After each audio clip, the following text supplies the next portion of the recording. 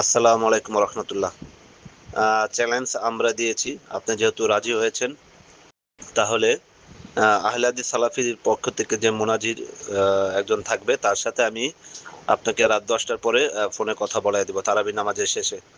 আপনি কলে আসবেন, আপনারা দুজন আলোচক কথা বলবেন, আমি মডারেটর হিসেবে শুনবো এবং কোথায় কিভাবে আলোচনা হবে সেই বিষয়টা আপনারা ওইখানে নির্ধারণ করবেন আর বিষয়টা পাকাপোক্তভাবে ঠিক করবেন। জাযাকাল্লাহ খাইরান। সরাসরি ওনার সাথে বাহাসের আগে কোনো কথা বলবো না। আমার পক্ষ থেকে আমি প্রতিনিধি দিব, আপনাদের পক্ষ থেকে আপনারা প্রতিনিধি দিবেন। দুই প্রতিনিধি দুই দিক থেকে কে বাহাসে বসবে, আহ, এবং ওই পাশে কে থাকবে সেটাও দেখার বিষয় আছে। আমি তো আগেই বলেছি, ট্রাক ড্রাইভার ভ্যানের ড্রাইভারের সাথে তো আমি বসবো না। ওই মানসম্মত আহলি আলেম লাগবে। হ্যাঁ, যাকে মানুষ চেনে, চিনে জানে, যাকে আহলে হাদিসরা যার কথাকে মূল্যায়ন করে, এমন ব্যক্তি লাগবে। জি।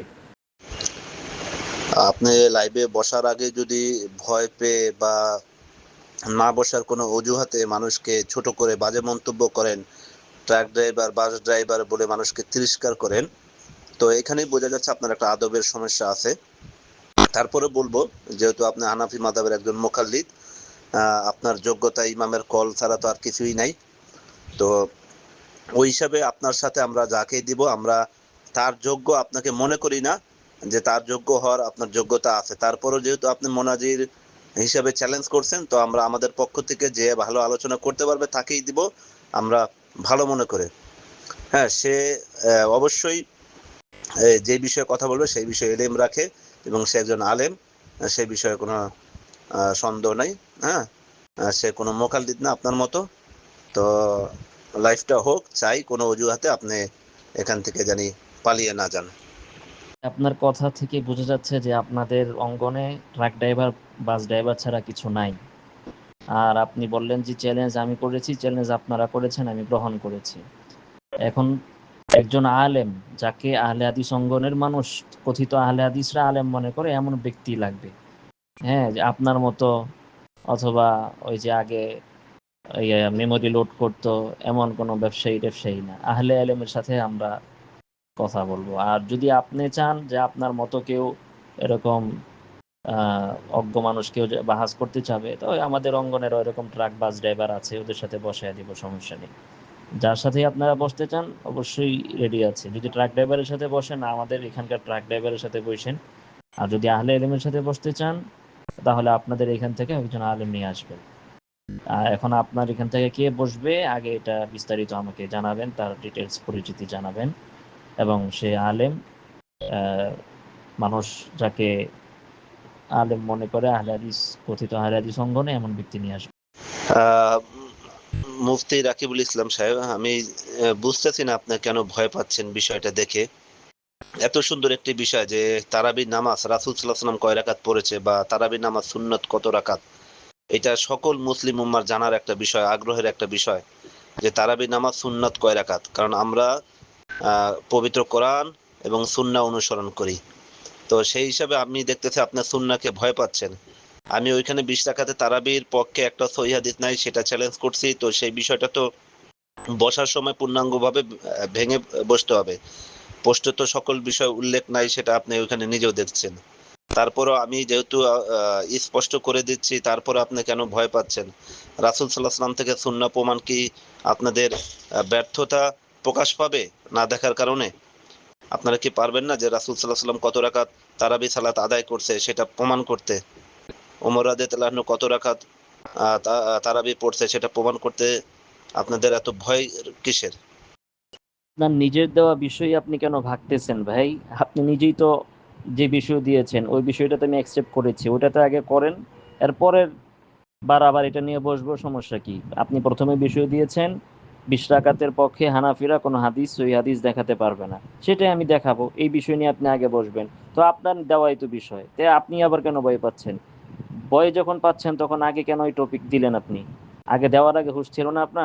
হ্যাঁ, এই বিষয়েও বসা যায়, সমস্যা নাই। তবে আপনি আগে যে বিষয় দিয়েছেন, তাহলে সেটার জন্য আপনি ফেসবুকে এসে ক্ষমা প্রার্থনা করেন যে ওই বিষয়টা আপনার দেওয়া ঠিক হয় নাই। তারপরে আমি এই বিষয়ে বসবো।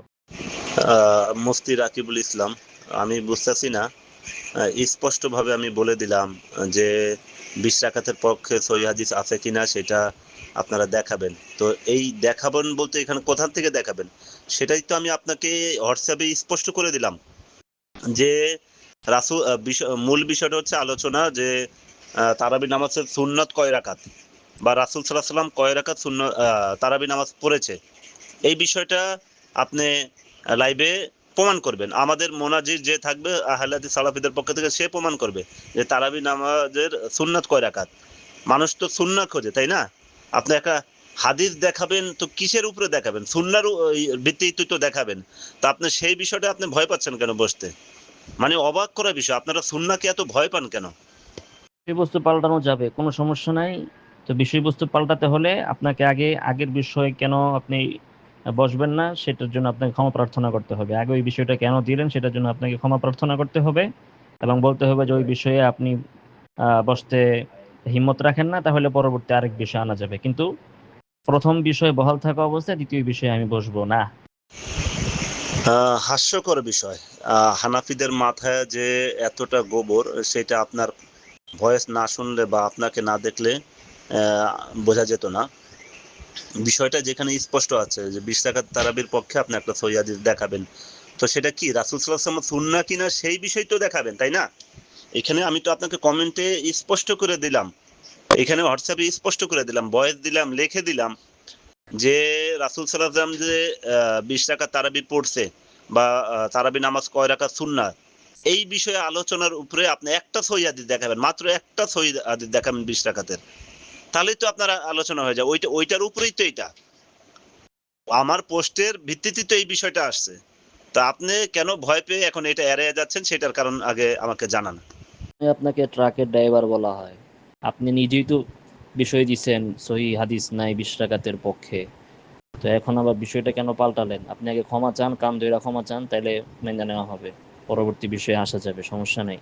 আপনাকে ভয় পেয়েছি আমি, কে বললো আপনাকে আমি ভয় পেয়েছি? আমি তো অবশ্যই, আপনি 100 বিষয় দিবেন, 100 বিষয়ে বসবো। তার আগে যখন যে বিষয় দিবেন সেটা কেন পরে বাদ দিবেন সেটার জন্য আপনাকে ক্ষমা চাইতে হবে। তাই ক্ষমা চান, কান ধরেন, তওবা করেন, হ্যাঁ, তারপরে পরের বিষয়ে আসবো।